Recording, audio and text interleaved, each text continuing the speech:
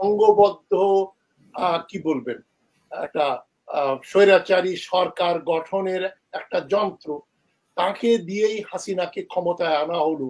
যদিও মঈন আহমদ ক্ষমতায় আসার পরে নিজেকে নেপোলিয়ন মনে করত।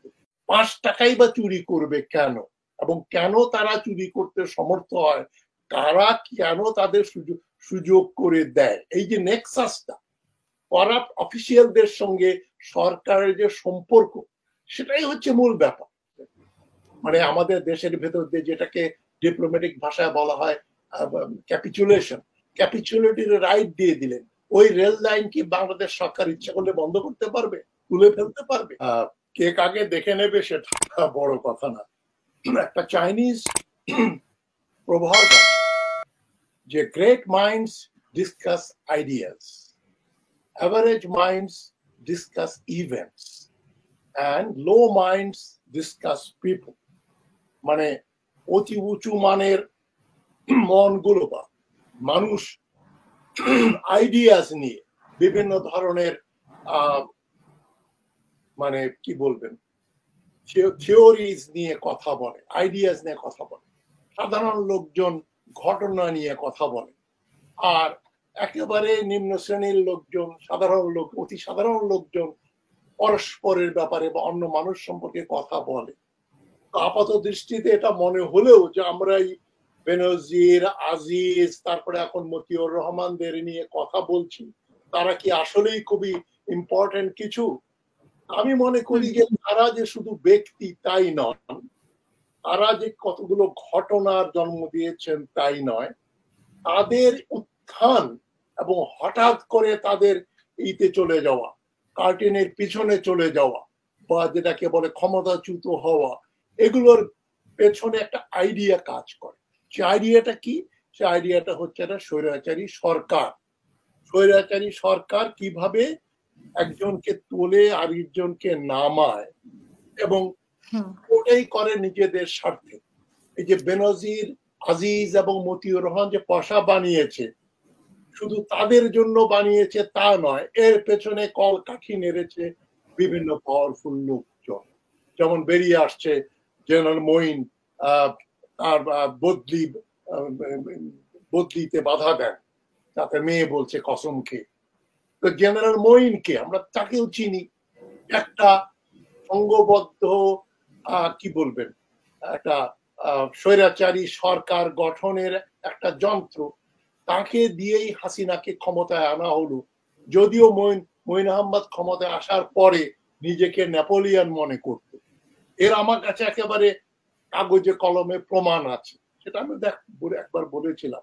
তার একটা ইমেইল ভাইরাল হয়েছিল, আমি যেখানে আমেরিকাতে হাওয়াইতে যেখানে পড়াতাম, Asia Pacific centre security studies, সেখানে মঈন আহমেদ একসময় ছাত্র ছিলেন। তিনি তার একজন প্রফেসর, আমার এক কলিগের কাছে একটা ইমেল শেয়ার করেছিলেন।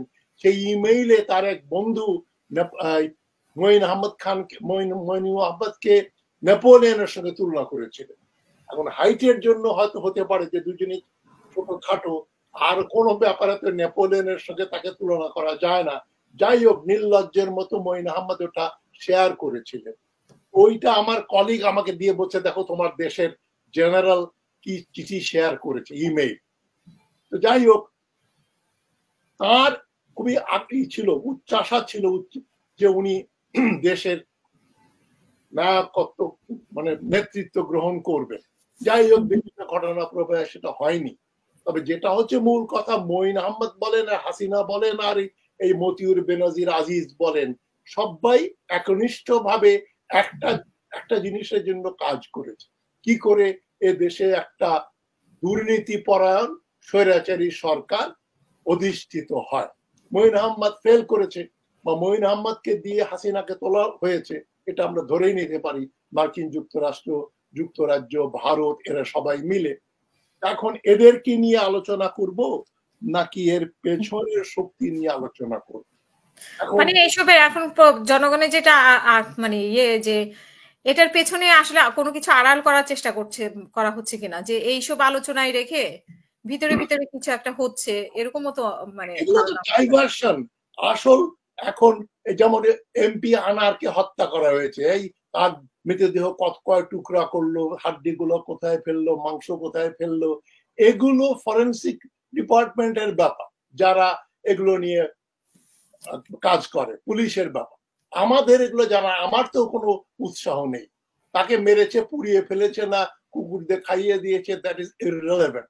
কেন তাকে ধরে নিয়ে যাওয়া হলো, কেন মারা হলো, সে কি অনেক বেশি তথ্য জানতো, তার সঙ্গে ভেতরের দলের ভেতরে অন্য কারো দ্বন্দ্ব, এই দ্বন্দ্বে হাসিনার কি রোল এবং এর ফলাফল কি হতে পারে, মানে একেবারে ইমিডিয়েট এবং সুদূর প্রসারী, সেটা নিয়ে আলোচনা করা ভালো। এখন এই মতিউর রহমানের ছাগল কত টাকার, ছেলে কোত্থেকে পেলো, মেয়ে সম্পত্তি কোত্থেকে পেলো, এগুলো তো আমরা জানি যে এরা সব চোর বাটপার। এখন 50,000 কোটি টাকা চুরি করেছেন না 5,000 কোটি টাকা চুরি করেছে, এটা তো রিলেটিভ ব্যাপার।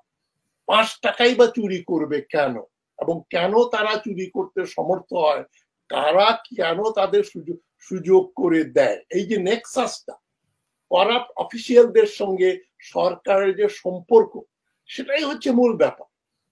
এখানে কে কত বানালো আর কে পালিয়ে গেল, সে আছে দেশে আছে না পালিয়ে গেছে, এগুলো একেবারেই ইনসিডেন্টাল ব্যাপার। বেনজির দেশে থাকলেই বা কি, বা বিদেশে পালিয়ে গেলেই বা আমাদের কি আসে যায়, কিছুই আসে যায় না। প্রতিদিন যে আমাদেরকে এই আলোচনার মধ্যে রাখছে বা আমরাও আলোচনা করছি, কিন্তু এর পেছনে যেটা হচ্ছে, একটা তো আমরা দেখতেই পেয়েছি যে চুক্তি, যেটা মানে চুক্তি না, স্বাক্ষর, সমঝোতা স্বাক্ষর হয়েছে, চুক্তিও হয়তো হবে, কিন্তু সেটা নিয়ে যদি আমরা আলোচনা করি, আসলে কি বন্ধুর মতো করছে কিনা ভারত? না, সরকারও তো চায় না। সরকার তো সাফাই দিয়ে দিল হাসিনা যে ইউরোপে এত ট্রানজিট আছে, এক দেশ থেকে আপনি গাড়ি চালিয়ে চলে যান, একেবারে লন্ডন থেকে শুরু করে গিয়ে পোল্যান্ড পর্যন্ত আপনি চলে যেতে পারেন, সবগুলো দেশে যাওয়া যায়। তো সেগুলা তাদের কি এরকম আমাদের মতো ব্যাপার আছে, অনাস্থার ব্যাপার আছে? তাদের তো সববার, তাদের তো বিগ ব্রাদারের রোল প্লে করছে না, যেটা হিটলারের পরে তো আর কেউ হয়নি ওখানে, যে একটা দেশ এখানে প্রভাব বিস্তার করে সবাইকে টাকা নিচুবানি খাওয়াচ্ছে।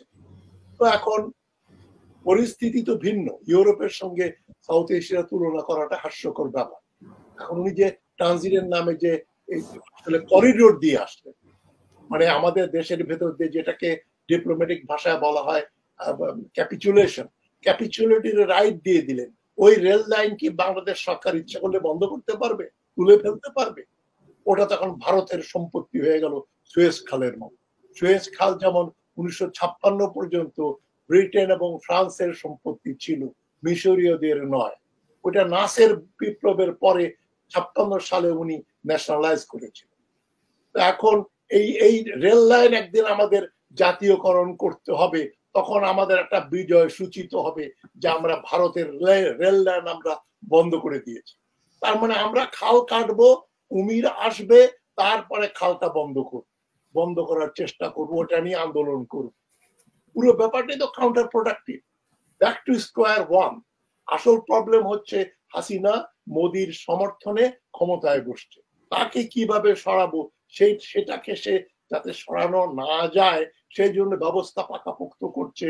ভারতকে যা দেবার আরো দিয়ে দেবে, যাতে তাকে she becomes indispensable। মোদি যেন মনে করে হাসিনাকে কোনোভাবেই, হাসিনা বা তার মেয়ে বা যে এই ডাইনেস্টিকে কোনোদিনও ক্ষমতা থেকে যেন অপসারিত করা না। ওটাই হচ্ছে সমস্যা। এই মতিউর রহমান আর বেনজির নিয়ে আলোচনা করে আমরা কিছু পাবো বলে আমার তো মনে হয়।